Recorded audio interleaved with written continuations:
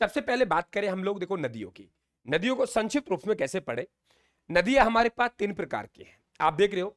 एक तरफ आप लोगों को आंतरिक जल प्रवाह देखने को मिल रहा है, यानी उत्तरी पश्चिमी राजस्थान में आंतरिक जल प्रवाह, जहां पे 60% तक हिस्सा है, और वहां पे जो जल ग्रहण क्षमता है, जल ग्रहण, वो मात्र 12% है। इसके बाद हमारा ये इलाका इधर का आता है, वो बंगाल खाड़ी का हिस्सा है। और बंगाली खाड़ी है, वो ध्यान रखें, यहाँ पे हमारा हिस्सा आता है, वो कितना आता है?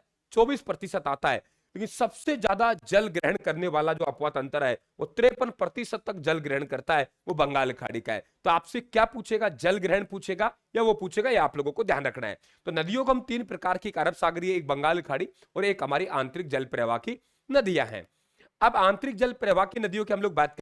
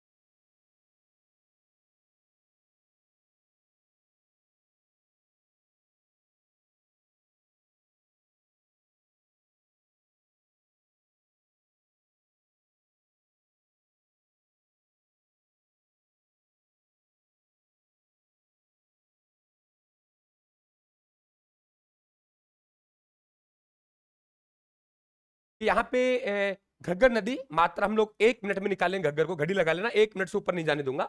कि हिमाचल प्रदेश से उद्गम होता है, उसके बाद पंजाब, पंजाब के बाद हरियाणा, हरियाणा के बाद राजस्थान आती है। इसका मतलब यहाँ पे 4 राज्यों में नदी बह रही है ना।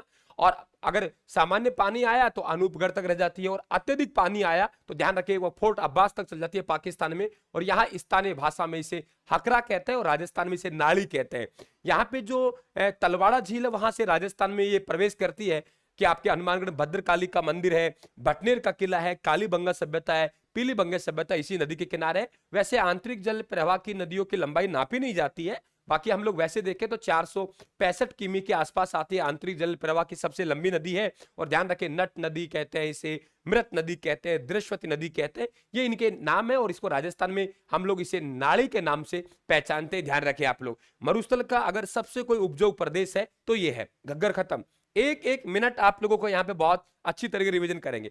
ये देखिए हमारे पास में दो नदियां हैं, एक कांकनी है, एक कांतली है। बहुत मेहनत कर रही है हमारी टीम, ब्रह्मास्त्र नोट्स को ब्रह्मास्त्री बना के छोड़ेगी। जबरदस्त लुक देखिए आप लोग। यहाँ पे आप लोग बात करेंगे कि यहाँ पे इधर देखेंगे हमारे पास कांतली है। कांतली अलग है बेटा, और कांकनी अलग है। कांतली अलग है हमारे पास, और कांकनी अलग है। ये हमारी कांतली नदी है। तो कांतली नदी का उद्गम होता है वो खंडेला की पहाड़ियों से होता है, सीकर से। फिर वो सीकर झुंझुनू की सीमा बनाती है, फिर झुंझुनू को दो भागों में बांटती है, और मुंड्रेला गांव में लुप्त जाती है। लगभग 100 किलोमीटर इसकी लंबाई है। तो हम लोग कहेंगे खंडेला सीकर से चली, और मुंड्रेला झुंझुनू में मरी, यानी पूरी 100 किलोमीटर चली। यहाँ सुनारी सभ्यता है जो झुंझुनू में है, और गणेश्वर सभ्यता जो सीकर में, वो कांतली नदी के किनारे विकसित हुई। और कांतली नदी के बहवाव क्षेत्र को हम लोग क्या कहते हैं बेटा? तोरावाटी कहते हैं। ये ध्यान रखें आप लोग। आवाज आ रही है? चलिए आगे बात करते हैं। इसके बाद बात करते हैं हम लोग कि हमारे पास एक नदी है जिसका नाम कांकनी है। देखो कांकनी और कांतली, ये आपके कांतली है, साथ साथ मैंने तुलना करने के लिए बहुत अच्छी तरीके से मैटर को लिया है। चलिए अपन लोग, शायद पंजाब में, मुझे लगता है कि पंजाब में नहीं जानी चाहिए शायद ना, क्यों? हरियाणा, हिमाचल प्रदेश, तो मेरे हिसाब से पंजाब में नहीं जानी चाहिए। मैं इसको चेक करूंगा, ठीक है? बिल्कुल चेक करूंगा इसको। ओके बेटा, चेक करूंगा इसको। शायद पंजाब में ये नहीं जाएगी, क्योंकि इधर से आती है घग्गर, है ना। इसको देखेंगे अपन लोग, कोई बात नहीं, देखेंगे अपन लोग, देखेंगे, ठीक है? आपने जानकारी लाई। तो कांक नदी से हम मसूर नदी भी कहते हैं, और कांक नदी भी कहते हैं। इसका उद्गम बेटा देखेंगे इस क्वेश्चन को, कोई बात नहीं, आप जानकारी लाए कि हमारा उद्गम कोठड़ी गांव से हुआ। उद्गम होने के बाद नीचे की तरफ आएगी, रास्ते में भुज झील का निर्माण करती है और मीठी खाड़ी में लुप्त हो जाती है। ध्यान रखिए, स्थानीय भाषा में इसे मसूर भी कहते हैं। मात्र 17 किलोमीटर, आंतरिक जल प्रवाह की सबसे छोटी नदी है, वो ध्यान रखें आप लोग, ये है। क्लियर? आंतरिक प्रवाह की सबसे छोटी नदी कांकनी, कांकनी अलग है और आप लोगों के कांतली अलग है। आगे चलते हैं हम लोग। इसके बाद नेक्स्ट क्वेश्चन तरफ चले हमारे पास में। यहां पे आप लोगों के ये रूपनगढ़ नहीं है, ध्यान रखें आप लोग, यहां साबी नदी अभी चल रहा है इस पे काम, तो यहां पे साबी नदी है। साबी नदी का उद्गम सेवर की पहाड़ियां जयपुर से होता है, फिर वो क्या करती है आप लोग कोटपुतली भैरोड में एंट्री करती है और फिर खैरतल तिजारा से हरियाणा में चल जाती है। नफजगढ़ झील है, वहां जाके लुप्त हो जाती है। जोधपुरा सभ्यता जो आप लोगों के हाथी दांत के अवशेष मिले, यही मिले कोटपुतली भैरोड में। और ध्यान रखें, ये बरसात काल में अपनी विनाश लीला के लिए प्रसिद्ध है। ये नदी का नाम क्या है? साबी नदी है। अगला प्रश्न देखिए, यहां पे देखेंगे हम लोग, हमारे पास बाणगंगा नदी। बाणगंगा नदी अब वर्तमान में जो आप लोगों के जमुआ रामगढ़ बांध बन गया, तो पहले ये यमुना तक जाया करती थी। अभी इसका पानी यमुना में नहीं जाता है, दौसा तक भी नहीं आता है, तो दौसा भरतपुर के इलाके में हम इन्हें मानते हैं कि ये यहाँ पे लुप्त हो जाती है और इसलिए इसे रूस गई है नदी, तो रुंडित नदी भी कहते हैं। बैराट की पहाड़ियों से उद्गम होता है और देख पा रहे हो बैराट की पहाड़ियों से उद्गम होने के बाद ये कोटपुतली भैरोड से जयपुर में आती है, जयपुर के बाद देख रहे हो दौसा में आती है और दौसा के बाद भरतपुर के मैदानी इलाके में लुप्त हो जाती है, ऐसा मानते हैं। पहले, नमस्ते बेटा नमस्ते, पहले ये पानी है, ये पानी ध्यान रखें यमुना तक जाया करता था, तो आपके बाणगंगा नदी जिसे हम अर्जुन की गंगा भी कहते हैं और ध्यान रखें इसे रुंडित नदी के नाम से भी जाना जाता है। बेटा कैसा लग रहा है आप लोगों को? आज मेरा थोड़ा पढ़ाने का ढंग अलग है, एमसीक्यू का था मेरा, लेकिन मुझे सोचा एमसीक्यू विद्यार्थी बहुत पढ़ रहे हैं, ऐसी चीजें इनको दें जहां से डायरेक्टली क्वेश्चन पूछे। बेटा कोई बात नहीं, मैसेज कर दे आप लोग, है ना, तो आपको रिप्लाई मिल जाए घंटे 2 घंटे में। अब बात करते हैं हम लोग, हमारे पास एक नदी कौन सी है? तो एक हमारे पास रूपनगढ़ नदी है। रूपनगढ़ नदी अलग है और रूपारेला नदी अलग है। तो हमारे पास उदयनाथ की पहाड़ियां हैं, तो उदयनाथ की पहाड़ियां अलवर में, अलवर से इस नदी का उद्गम होता है और उद्गम होने के बाद रूपारेला रूपारेला रूपारेला रूपारेला, तो अलवर से उदयनाथ की पहाड़ी से उद्गम होता है। इसके बाद डीग भरतपुर होते अपने कुशलपुर में अपना जल ले जाती है। इस नदी को ध्यान रखें वराह नदी भी कहते हैं, इस नदी को हम लसवारी नदी भी कहते हैं। जो सीकरी बांध है, डीग महल है, मोती झील है, खानवा का युद्ध है, ये सब आपके रूपारेला नदी के किनारे है। रूपनगढ़ अलग है, किशनगढ़ कुचिल झील से उद्गम होता है और सलेमाबाद अजमेर प्रधान पीठ है निम्बार संप्रदाय की और वो अपना जल कहां सांबर में। तो रूपनगढ़ अलग है बेटा, रूपारेला अलग है, ध्यान रखें आप लोग। 2 साल से आ रहे नहीं बेटा, मेरे हिसाब से भरतपुर तक नहीं गई है। पिछली बार देखा था कि पानी दौसा में नहीं आया था, वो पानी ध्यान रखें आप लोग, कुछ पानी मेरे हिसाब से यमुना में नहीं गया है पानी, है ना। आगे देखते हैं हम लोग, इसे बिल्कुल आंतरिक जल प्रवाह की नदियों में शामिल कर लिया गया है। एक नदी होती है हमारी जिसे हम लोग कहते हैं मेंथा नदी। मेंथा नदी से 2 क्वेश्चन बनते हैं। देखो, मेंथा नदी मनोरपुरा से जयपुर से उद्गम होता है और उद्गम होने के बाद ये मेंथा डीडवाना कुचामन में, साफ साफ मानचित्र दिए हमने अब की बार ब्रह्मास्त्र, बहुत गजब के। तो यहाँ पे देखिए मनोरपुरा से उद्गम होता है और उद्गम होने के बाद अपना जल इस तरीके से ले जाती है, कहां पे? सांबर में। और यहाँ पे एक लूणुआ तीर्थ स्थल है, तो ध्यान रखें जयपुर से उद्गम, फिर डिडवाना कुचाने में गई, फिर जयपुर होते अपना जल कहां ले गई? सांबर में ले गई। और जैनियों का प्रमुख तीर्थ स्थल है लूणुआ, वो ध्यान रखें इसी नदी के किनारे, ये भी आप लोगों को मालूम होना चाहिए। आगे बात करते हैं हम लोग, देखिए यहाँ पे आप लोगों के ये लूनी का आप लोगों को पूरा दिखाई दे रहा है ना। अब मैं आपको दूसरे नोट्स में जाऊंगा, यहाँ समय लगेगा हमें, फटाफट हमारे पास 2 प्रकार की फाइल है और यहाँ आप लोगों के ये फाइल में चलाऊंगा यहाँ पे। तो आंतरिक हमारा हो गया ना, ज्यादा समय नहीं लगा। अब आंतरिक के बाद से आगे चलते हैं हम लोग। देखिए यहाँ आप लोगों के एक सवाल सीधा बनता है कि ये जो मैंने मानचित्र दिया है इसको थोड़ा सा समझ लेना, क्योंकि यहां से सवाल बन सकता है डायरेक्टली आपके पास। क्या देखेंगे, बहुत गजब के नोट्स आ रहे हैं, बहुत गजब के ब्रह्मास्त्र, आपकी पूरी टेंशन खत्म कर दूंगा, पूरी। कुछ नहीं, बने बनाए पढ़ो, जैसे आप नोट्स बनाते हो वैसे हमारे नोट्स आ रहे हैं साहब। राजस्थान के विद्यार्थियों के जो मैसेज आ रहे हैं ना गुरुजी, मजा आ गया। ये देखिए आप लोग यहां बात करेंगे कि इस दिशा की तरफ हमारे पास बंगाल खाड़ी है, ये रही। इस दिशा की तरफ हमारे पास खंबाती खाड़ी है और कच्छ की खाड़ी है, दोनों के दोनों अरब सागर के पार्ट हैं। हमारे यहां जो नदियां जाती है बंगाली खाड़ी, बंगाली खाड़ी राजस्थान से लगभग 2900 किमी दूर है। अगर समुद्र से राजस्थान से सबसे दूर अगर कोई समुद्री भाग है तो बंगाल खाड़ी है, कितना? 2900। और यहां से ये अरब सागर है, अरब सागर के 2 पार्ट है बेटा। यहाँ पे आप लोगों के ये खंबात की खाड़ी है ये रही, और यहाँ आपके कच्छ की खाड़ी, ये दोनों अरब सागर के पार्ट है। आपको ध्यान रखना है, ऊपर से सबसे पहले हमारी लूनी नदी लाती है। लूनी नदी कच्छ के रन होती है, अपना जल कहां जाती है, कच्छ की खाड़ी में जाती है। इसके बाद हमारे पास कौन सा आ रही है, पश्चिम बनास आ रही है, पश्चिम बनास नदी गिरेगी, क्रम ध्यान रखना।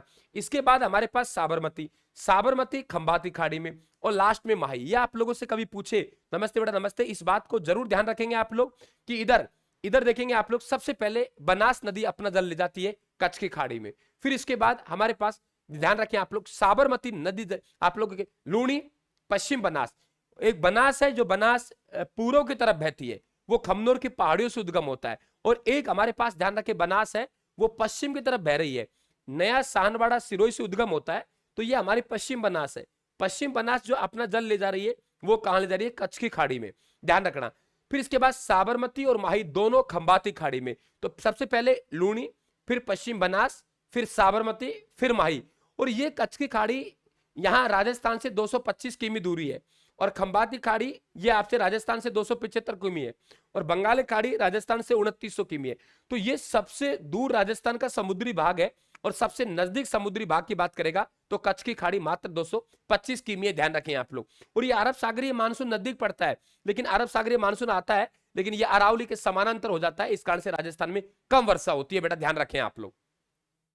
बातें समझ गए आप लोग, आगे चलते हैं। अब यहाँ पे आप लोग माही पे, चलो इसको छोड़िए, कोई काम का नहीं है हमारा, हमको तो सुपर फास्ट तरीके से बातें देखनी है ना, सुपर फास्ट तरीके से हमें बातें देखनी है। ये देखिए आप लोगों के एक त्रिवेणी संगम बनता है, और वो त्रिवेणी संगम कैसे बनेगा, इधर से आप लोगों के जाखम नदी आती है, और इधर से सोम नदी आती है, और ये हमारी कौन सी नदी है, माही नदी है। तो यहाँ पे एक त्रिवेणी संगम बनता है, नवा टापुरा एक जगह है, नवा टापुरा में त्रिवेणी संगम बनेगा। यहां से 2-3 अच्छे प्रश्न बनते हैं आप लोगों के। अरे भाई बोलिए आप, ऐसा ठीक है, अरे नहीं नहीं नहीं नहीं, ऐसे ऐसे नहीं करने आप लोग। अरे क्या नाम है, महादेव जी हैं क्या, अरे क्या बात है, आपको खूब प्रणाम, खूब सारा आशीर्वाद, क्यों चिंता करें आप लोग।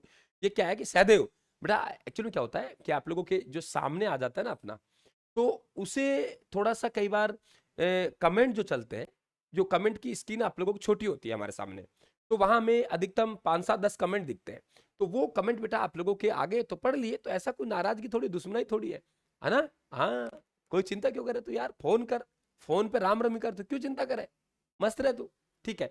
तो ध्यान रखे जाखम बांध, तो जाखम बांध ध्यान रखे राजस्थान का सबसे ऊंचा बांध 81 मीटर जाखम बांध, जाखम नदी के किनारे है। सोम नदी से आपके 2 क्वेश्चन बनते हैं, एक तो आप लोग ध्यान रखना सोम कागदर, सोम कागदर सिंचाई परियोजना कहां की है, तो उदयपुर की है, और सोम कमला अंबा पूछे तो डूंगरपुर की है। माही बजाज सागर बांध माही नदी पर है, कागदी पिकअप बांध माही नदी पर है, कडाना बांध गुजरात पे है। यहाँ पे 50%, 55% हिस्सादारी गुजरात की है, 45% राजस्थान की है, लेकिन 140 मेगावाट जल विद्युत का उत्पादन होता है, संपूर्ण किसको मिलता है, ध्यान रखें आप, राजस्थान को मिलता है। राजस्थान सबसे लंबा बांध माही बांध है, ओके। माही बजाज सागर बांध 3109 मीटर लंबा है, तो राजस्थान का सबसे बड़ा बांध है वो माही बजाज। ये देखिए आप लोग, क्या गजब का साहब, गजब गजब गजब मेहनत की है भाई, मान गए हम लोग। वादा करते हैं कि विद्यार्थी को नोट्स नहीं बनाने देंगे, तो बिल्कुल नहीं बना देंगे। चलिए अब आगे बढ़ते हैं हम लोग, आगे चले बेटा। ये समस्या हल करने के लिए ज्योतिषी के पास जाइए, पंडित जी महाराजों के पास जाइए, मेरे पास कोई इलाज नहीं है, मेरे पास तो ये इलाज है, इस पे मन लगाओ तुम लोग। देखिए कितना सुंदर बनाया है, बहुत बेहतर तरीके डिजाइन किया हम लोगों ने। यहाँ पे आप लोगों को देख पा रहे हो, पूरा माही का अपुआ तंत्र आप लोगों को एक नजर में निकाल रहा हूं। इधर देखेंगे आप लोग यहाँ पे, तो हमारे पास माही नदी, माही नदी का उद्गम मेहत झील मध्य प्रदेश से होता है। इसके बाद ये यहाँ आती है, आने के बाद में इधर जाती है, यहाँ आपका प्रतापगढ़ होगा, यहाँ आपका डूंगरपुर होगा, और फिर ये गुजरात में पहुंच जाती है। कुल मिलाके ये टोटल लंबाई 576 किमी है, राजस्थान में इसकी 171 किमी है। इसे आदिवासियों गंगा कहते हैं, इसे दक्षिण की गंगा कहते हैं, ध्यान रखें आप लोग। और ये यहाँ बात करेंगे, ये हमारा कर्क रेखा है, एकमात्र नदी है, एकमात्र नदी है जो अपना जल उत्तर से दक्षिण में ले गई, उत्तर ले गई, उत्तर से वापिस दक्षिण में ले आई, ठीक है, दक्षिण से उत्तर, उत्तर से दक्षिण, कर्क रेखा को 2 बार काटने वाली नदी। आप देख रहे हो आप लोग, माही बजाज सागर बांध 3109 मीटर राजस्थान का सबसे लंबा बांध है। इसके बाद बात करेंगे आप एराव नदी, एराव नदी का उद्गम प्रतापगढ़ से होता है, और ध्यान रखें बांसवाड़ा साइड में अपना जल डाल देती है। इसके बाद जाखम नदी, जाखम नदी का उद्गम है वो भंवर माता की पहाड़ियों से होता है, और पहाड़ियों से उद्गम होने के बाद वो अपना जल कहां ले जाती है, वो ध्यान रखें वेणेश्वर धाम है ना, नवा टापुरा, उसे थोड़ा पहले डाल देती है। निरावली कुछ गांव है वहां डाल देती है, फिर भी हम इसे त्रिवेणी संगम मानते हैं। जाखम बांध राजस्थान का सबसे ऊंचा बांध यहां है। बीछामेड़ा की पहाड़ियां ऋषभदेव जंगल से एक आपके सोम नदी का उद्गम होता है, और सोम नदी सलुम्बर होते अपना जल यहां ले जाती है। तो सोम, जाखम और माही का त्रिवेणी संगम बन गया। यहाँ पे आप लोगों को तीन बातें ध्यान रखनी है। पहला देखेंगे आप लोग सोम कागदर, सोम कागदर उदयपुर में है, ये ध्यान रखें। सोम कमला अंबा डूंगरपुर में छपता है, और देव सोमनाथ का मंदिर भी यहाँ है, जिसे बागड़ का वैभव कहते हैं, ध्यान रखें। एक मोरेन नदी है, डूंगरपुर से उद्गम होता है, और इधर से डूंगरपुर में माही मिल जाती है। भादर नदी में आपको कई बार बता के आया हूं कि भादर नदी का जो उद्गम है वो उद्गम डूंगरपुर से जरूर होता है, राजस्थान से, लेकिन अपना जो जल लेके जाती है वो ध्यान रखें आप लोग गुजरात में। ये एक ऐसी नदी है माही की सहायक, जिसका उद्गम कहां से हो रहा है, उद्गम राजस्थान से हो रहा है, लेकिन अपना जल कहां ले जा रही है, गुजरात में लेके जा रही है। ठीक है, इधर से देखेंगे तो अनास नदी, अनास नदी का उद्गम मध्य प्रदेश से होता है और जाके यहां मिल जाती है। अनास की सहायक नदी कौन सी है, हमारी हरण नदी है। और चाप नदी का उद्गम कालिंजरा की पहाड़ियां बांसवाड़ा से होता है। यह आप लोगों के माही बजाज सागर परियोजना है, जो आपको मालूम है 45% हिस्सा हमारा है, 55% हिस्सा गुजरात का है। 140 मेगावाट जल विद्युत को उत्पादन होता है, संपूर्ण किसको मिलती है, ध्यान रखें आप लोग, राजस्थान को मिलती है। ठीक है, तो आपको आराम से एक एक बात पढ़ते हुए आगे चल रहे हैं, बिल्कुल आपको जोर नहीं आने दूंगा। ये देखिए आपके लूणी की कुछ सहायक नदियां हैं, ये देखिए आप लोग, बहुत अच्छी तरह डिजाइन किया हम लोगों ने। लूणी की सहायक कहां से ले रही। अब क्या विद्यार्थी कंफ्यूज हो जाता है, हम मानचित्र देते हैं उसके, हाँ बेटा आज फटाफट हम लोग थोड़ी लेके चलेंगे, है ना, क्योंकि अब हम लोग ज्यादा क्वेश्चन को कैसे कवर करें। तो यहां से आप लोगों के ज्यादातर इंपोर्टेंट क्वेश्चन बनता है, वो बनेगा जवाई नदी का। जवाई नदी का, जवाई गोरी है तो जवाई बन जाएंगे, तो जवाई नदी का उद्गम गोरिया गांव पाली से होता है, हेमागुड़ा जालोर मिल जाता है। राजस्थान का, पश्चिमी राजस्थान का सबसे बड़ा बांध है, वो ध्यान रखें आप लोग, तो वो आप लोगों के जवाई बांध पाली में, पश्चिमी राजस्थान का सबसे बड़ा बांध है, उमेश सिंह के समय में बना। और ध्यान रखें उसे मारवाड़ का अमृत सरोवर कहते हैं, उसमें तब पानी की कमी आती है, तो ध्यान रखें आप लोग सेही नदी के माध्यम से वहां पानी डाला जाता है। बड़ा इंपोर्टेंट बात है, जहां क्वेश्चन छपते हैं अधिक से अधिक। ये देखिए आप लोग, यहाँ एक आप लोगों के साबरमती का अपवाह तंत्र आपने पढ़ा होगा। यहां से आप साबरमती की बात करें, मोटा मोटा देख लीजिए, साबरमती का नदी का उद्गम होता है वो गोगुंदा की पहाड़ियों से होता है। गोगुंदा की पहाड़ियां कहाँ है, उदयपुर में, यहां से उद्गम होगा। और हमारे पास एक सेही नदी है, सेही नदी पादलगांव उदयपुर से उद्गम होता है। जवाई बांध में अगर पानी डालते हैं, दो सुरंग ध्यान रखें आप लोग, एक जवाई बांध की, एक आप लोगों के सेही जल सुरंग ध्यान रखना है आप लोगों को, एक ध्यान रखना है देवास।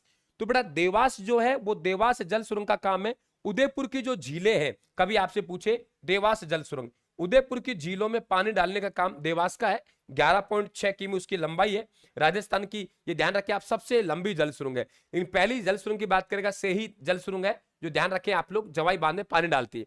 इसके अलावा एक सवाल और बनता है यहाँ पे, कई बार पूछता है कि मानसी वाकल, मानसी वाकल सिंचाई परियोजना का संबंध कहां से है, आप लोग कह देंगे उदयपुर से। इसके अलावा साबरमती नदी की सहायक नदी है बहुत सारी, और ध्यान रखें कि आपके साबरमती आश्रम है, गांधीनगर है, अहमदाबाद नगर है, सब आपके साबरमती नदी के किनारे बसे हुए हैं। तो यहां से अच्छे प्रश्न एक बनता है, एक तो सेही नदी वाला, कि सेही नदी आप लोगों के यहाँ उदयपुर की है और आप लोगों के जवाई बांध में पानी डालने का काम आता है। एक उदयपुर की झीलों में पानी डालने का काम करती है, वो कौन करती है, देवास जल सुरंग करती है। कौन करती है, देवास जल सुरंग करती है, ध्यान रखें आप लोग। और राजस्थान की सबसे लंबी जल सुरंग है वो देवास है। ठीक है, आपको मालूम होना चाहिए। मानसी वाकल परियोजना का संबंध कहां से है, उदयपुर से। जैसे कह रहा हूं वैसे प्रश्न बनेगा, चिंता ना करें आप लोग। आगे चलते हैं हम लोग, ये देखिए कि आप लोगों के यहाँ पे बात करेंगे कि हम लोग चंबल नदी, चंबल नदी है वो आपके मध्य प्रदेश, राजस्थान, आप लोगों मध्य प्रदेश उद्गम होगा, फिर राजस्थान में जाएगी, फिर राजस्थान और मध्य प्रदेश की सीमा बनाएगी, और फिर यूपी में जाके आप लोगों के कहां मिलेगी, यमुना में मिलेगी। तो अब नवीनतम जो हमारे आंकड़े आ रहे हैं वो 1051 किमी आते हैं, जबकि हम लोग रिमोन सक्सेना जी की उनकी बात करें तो 965 किमी बता रखा है। मध्य प्रदेश में 320 किमी, इसके बाद राजस्थान में 322 किमी, फिर राजस्थान और मध्य प्रदेश की सीमा बनाती है, ये ध्यान रखिए 252, ना राजस्थान में बह रही है ना मध्य प्रदेश में बह रही है। एक नदी के द्वारा दो राज्यों की बनाई गई अंतर्राज्यीय सीमा सबसे लंबी अगर कोई है तो ध्यान रखें वो कहां है, राजस्थान और मध्य प्रदेश के बीच में। उत्तर प्रदेश में 157 किमी है। क्लियर, ये नदी आप लोगों की बात करेंगे आगे हम लोग, और यहां से क्वेश्चन आएंगे, चिंता ना करें, मोटा मोटा पढ़ते चले हम लोग। ये सब बातें आप लोगों को बहुत अच्छी तरीके से करवाऊंगा मैं। ठीक है, आपका ये एग्जाम हो जाए उसके बाद में सब बातें आपको बहुत बढ़िया करवाऊंगा ना। ये बिल्कुल पूरी स्लाइड तैयार है आप लोगों को ब्रह्मास्त्र की, कंप्लीट ब्रह्मास्त्र को हम लोग ऐप पे, यूट्यूब पे सबको यही कवर करेंगे। आपकी पूरी तरीके से यहाँ पे विषय वस्तु तैयार है युद्ध लड़ने के लिए आप लोगों के लिए, है ना, कि हम कम समय में बेहतर कैसे करें। अब देखो चंबल नदी के बांधों से क्वेश्चन आता है, तो आप लोग 4 बांध है चंबल पर। कितनी बांध है? जल सुरंग क्या है? जल सुरंग का मतलब जो सुरंग के माध्यम से पानी पहुंचा जाए उसे कहते हैं जल सुरंग। आपके नीचे चलेंगे, जाना पावा की पहाड़ियों से चंबल का उद्गम हुआ, तो सबसे पहले हमारे पास गांधी सागर बांध आता है मंदसौर में, मध्य प्रदेश में।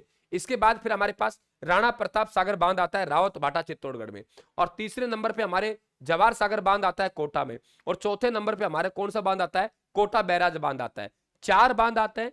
चारों बांधों का जो निर्माण हुआ है वो ध्यान रखिए 3 चरणों में हुआ है। कितने बेटा? 3 चरणों में हुआ है। पहले चरण में गांधी सागर बना, आराम से याद होंगे। दूसरे चरण में राणा प्रताप सागर बना, तीसरे चरण में हमारे जवाहर सागर बना। तो चरण 3 ही थे, तीनों चरण खत्म हो गए। तो ध्यान रखना चौथा नंबर का बांध है ना, उसको पहला चरण डाल दीजिए। इंपॉर्टेंट क्या है वो सुन लीजिए। चंबल पर बने बांधों में सबसे बड़ा बांध कौन सा है? गांधी सागर।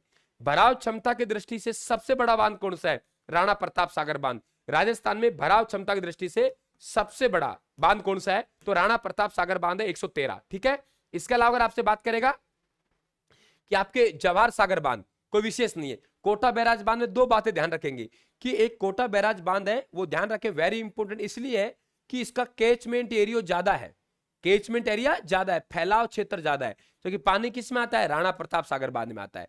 यहाँ पे 386 मेगावाट जल विद्युत का उत्पादन होता है, आधा हमारा आधा मध्य प्रदेश का, यानी 50-50% की भागीदारी वाला है।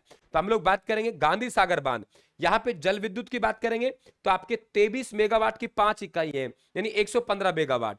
यहाँ राणा प्रताप सागर में बात करेंगे तो 43 मेगावाट की 4 इकाई है, 172 मेगावाट। अगर हम इधर बात करेंगे जवाहर सागर बांध में तो हम लोग करेंगे 33 मेगावाट की 3 इकाई है, 99 मेगावाट। और यहां से आप लोग कोटा बैराज से कोई जल विद्युत का उत्पादन नहीं होता है। तो ये आपके अच्छे क्वेश्चन यहां से बन सकते हैं।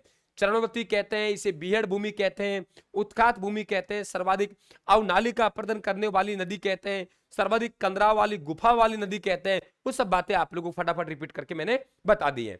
आगे चले, आगे चलते हैं बेटा, बस फटाफट लेके चल रहे हैं यार, है ना, जहां जहां से क्वेश्चन बन सकते हैं उन्हें स्पीड के साथ। ये देखिए आप लोग, यहाँ पे आप लोग देखिए कितना खूबसूरत आप लोगों को मानचित्र दिखाई दे रहा है। गजब की मेहनत हम लोग कर रहे हैं, गजब की मेहनत हमारी टीम कर रही है। डायरेक्ट यदि यहां से सवाल बनेगा, डायरेक्टली सवाल बनेगा, ये बेटा मंगवा लेना नोट्स वगैरह। पहले कह रहा हूं तुम लोगों को कि तुमको नोट्स बनाने की आवश्यकता ही नहीं पड़ेगी अगर ये आपके पास है तो। जैसे जैसे आप चाहिए वैसे वैसे मैं आपको नोट्स दे रहा हूं। मैं फिर वादा कर रहा हूं, राजस्थान के विद्यार्थी को कसम खा ली है मैंने, जो विद्यार्थी मेरे को समझ गया है उसको नोट्स नहीं बनाने दूंगा, उसको 1 साल बर्बाद नहीं करने दूंगा। मैंने शपथ ली हुई इस बात की कि मैं खूब लड़ूंगा, अच्छा लड़ूंगा। विद्यार्थी समझे ना समझे उस बात से मुझे कोई मतलब नहीं है। मेरा टारगेट है कि 1 साल जो विद्यार्थी नोट्स बनाने में लगाता है, 1 साल वो किताब पढ़ने में लगाता है, वो अंडरलाइन करने में लगता है, बाजारों से ग्रंथ लाता है, मालूम है नहीं उसको अपने नोट्स बना रहा है, सब पे रोकूंगा और वो समय हम लोग सीधा सीधा याद करने में लगाएंगे और एग्जाम पास करेंगे। ये मेरा वादा है, वादा कर रखा है मैंने। तुम समझो ना समझो मुझे उस बात से कोई मतलब नहीं है। समझने वाले समझ रहे और नहीं समझने वाले वो कभी नहीं समझ सकते मेरी बातों को, और मैं उन्हें समझाने का प्रयास भी नहीं करूंगा। फर्ज है बार बार कहने का, वो कहता रहूंगा जरूर। देखिए फटाफट देख लीजिए, कुछ नदियों का उद्गम आप लोगों से पूछ सकता है। जैसे हम लोग बात करें चंबल, चंबल का उद्गम जाना पावा की पहाड़ियों से। ये नीचे मैंने जो नदियां बना रखी हैं सभी का उद्गम आप लोगों के मध्य प्रदेश से होता है। जरा देखिए आप लोग। अच्छा ठीक है, खुद के नोट से ज्यादा याद होता है ना, तो पहले नोट्स बना लो और फिर बताना कितने दिन में, और तुम्हारे पास कितना विद्वान है तुम। क्यों डिलीट कर रहे हो आप लोग मैसेज को? मैसेज को रखिए अपने पास, अपने मैसेज को डिलीट क्यों कर रहे हो? लिखिए आप। अरे भाई मैसेज को डिलीट क्यों करते? मैसेज लिखा है तो कम से कम इतनी ताकत तो रखिए आप लोग कि उस मैसेज को सुरक्षित रखें। ऐसी क्या मजबूरी हो गई आप लोगों को जो मैसेज लिखने के बाद डिलीट करना पड़ रहा है? नींद में है तो कह दीजिए गुरुजी नींद में लिख दिया मैंने। आगे चलिए, जाना पावा की पहाड़ी। जानते हो कंपटीशन क्या है? अब वक्त नहीं है बेटा, ये ध्यान रखना। पन्ने पन्ने है ना, पन्ने अंडरलाइन नहीं कर पाएंगे, नोट्स बनाने की दूर की बात, उससे पहले एग्जाम आ जाएगा। और सेकंड ग्रेड में कितने क्वेश्चन आए खुद के नोट से बताना मुझे, पॉलिटिशियन से। आगे चलिए, और बता दीजिए जीके में बताइए मुझे कितने क्वेश्चन आए जरा मिलान किए तुम लोगों ने?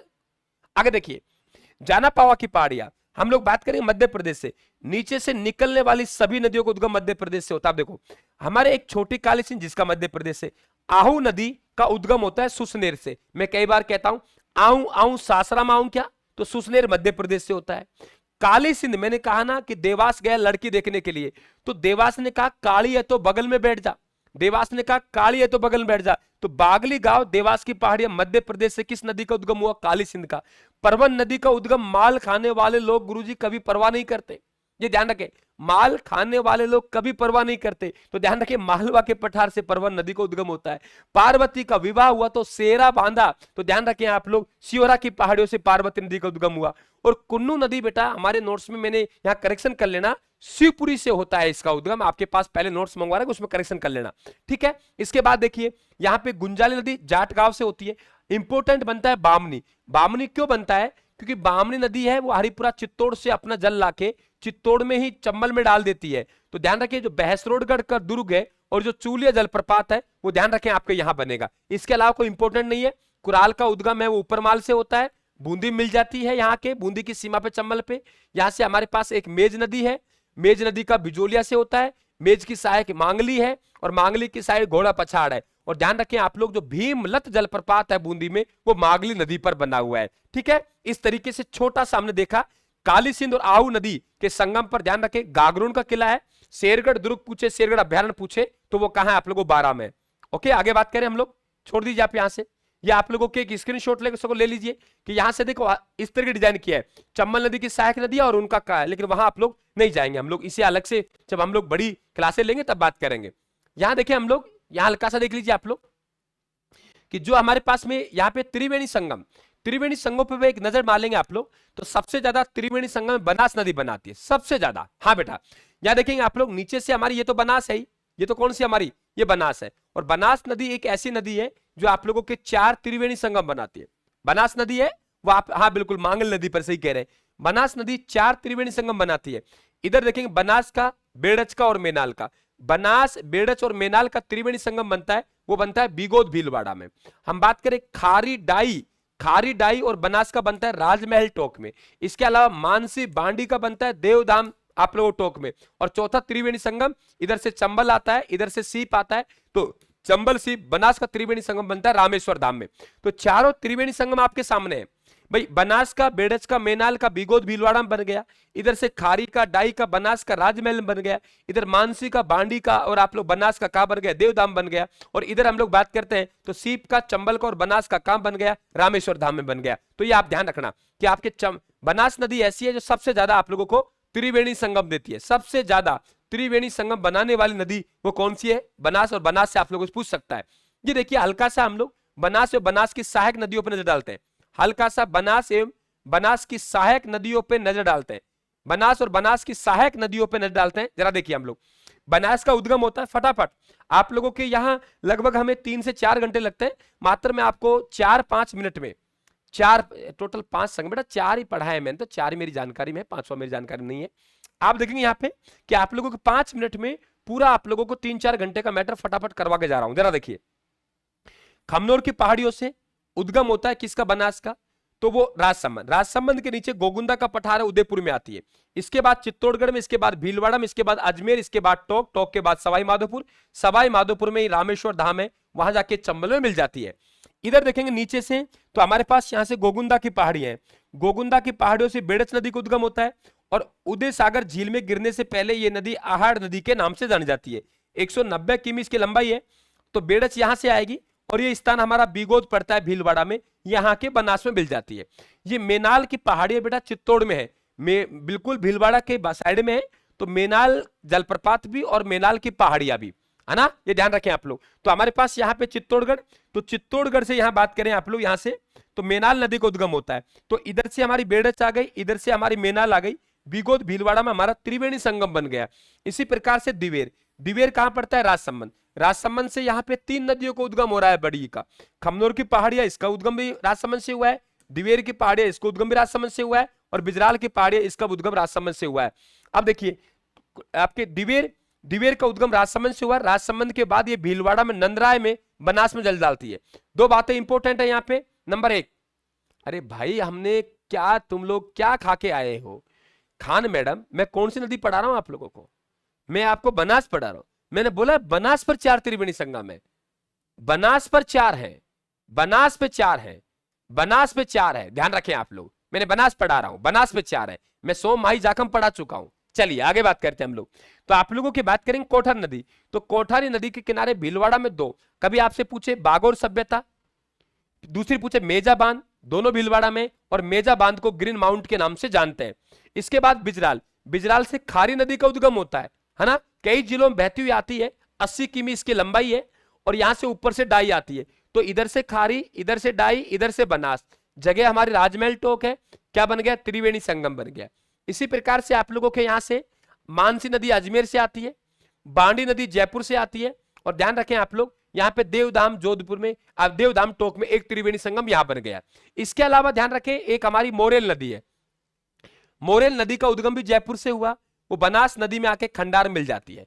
मोरेल की सहायक है ढूंढ, उद्गम जयपुर से हुआ, अपना जल दौसा में लाके मोरेल में डाल देती है, और द्रव्यवती ध्यान रखें जयपुर की है, ये ढूंढ की सहायक है। तो आप एक नजर में बनास को भी देख लें। बनास आप लोगों के 512 लंबाई आ रही है। राजस्थान की सबसे लंबी नदी है वो आप लोगों के चंबल है। लेकिन पूर्णतः वैवाहिक दृष्टि से बात करें आप लोग, पूर्णतः वैवाहिक दृष्टि से बात करें तो पूर्णतः वैभाव की दृष्टि से सबसे लंबी नदी राजस्थान की बनास है। वैसे साधारण पूछे आप लोग तो राजस्थान की सबसे लंबी नदी हम लोग चंबल देते हैं। इधर देखिए बेटा, यहां आप जरूर ध्यान रखना कि यहां पे हमारे पास ये गंभीर नदी है, एक गंभीर नदी है, और ये गंभीर नदी आप लोगों के पूर्वी राजस्थान की है ना, श्री महावीर जी करौली गंभीर है।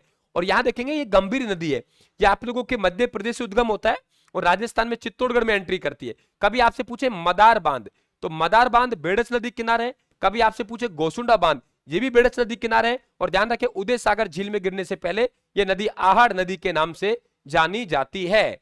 किसके नाम से? आहड़ नदी के नाम से जानी जाती है। तो बेटा ये आप लोगों के इंपॉर्टेंट तथ्य थे, मैंने आपको कवर किए। आगे चलते हैं, हम लोग कोई और उठाते हैं मामला आप लोगों के। सीधा हम यहां से चलेंगे कला संस्कृति में चलते हैं ना, और कहां से सवाल बन सकता है उसे आप लोग बचाने की कोशिश करते हैं, है ना, वहां से बचाने की कोशिश करते हैं। तो आप लोगों के यहां पे बात करें हम, लोक वाद्य यंत्र से एक सवाल बन जाता है, और उसकी बात करें हम लोग कहां मिलेगा हमें, लोक संत, लोक नृत्य, रीति रिवाज, वेशभूषा, लोक वाद्य। आगे चलते हैं, ये शॉर्ट फाइल है जिसे हम लोग डायग्राम फाइल कहते हैं। आ जा भाई फटाफट, आजा बच्चों के लिए आज बिल्कुल अपनी फटाफट आप लोग अच्छा कर जाओ आज बच्चों के लिए। चलो, जनजातीय सिलेबस में है क्या? जनजातीय फटाफट बताइए मुझे, आपके जनजातीय सिलेबस में है कि नहीं? जल्दी से मुझे बता दीजिए। जनजातीय सिलेबस में नहीं, 10 मिनट में जनजातीय पूरी, 10 मिनट में जनजातीय पूरी हैं। फटाक से मुझे आंसर ये दे दीजिए कि जनजातीय आपके सिलेबस में है कि नहीं है, फिर मेरा काम है।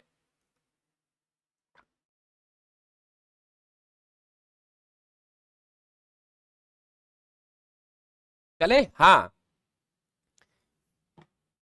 सिलेबस में है जनजातीय, फटाक से आंसर आना चाहिए मुझे। आज हम लोग 5-5, 7-7 मिनट का खेल खेलेंगे आज, 5-5, 7-7 मिनट में टॉपिक कवर, क्योंकि वो है ओके ठीक है। चलिए सबसे पहले बात करेगा कि राजस्थान में जो जनजाति का प्रतिशत कितना है। राजस्थान में जनजाति का प्रतिशत कितना है? आप लोग कहेंगे 12.6% है। आपसे पूछेगा सर्वाधिक जनजाति कहां है, आप लोग कहेंगे सर उदयपुर में निवास करती है। न्यूनतम कहां है? बीकानेर में। लेकिन प्रतिशत के हिसाब से बात करेगा तो प्रतिशत के हिसाब से बांसवाड़ा में सबसे ज्यादा है, और प्रतिशत के हिसाब से नागौर में सबसे कम है। समझ लीजिए आप लोग,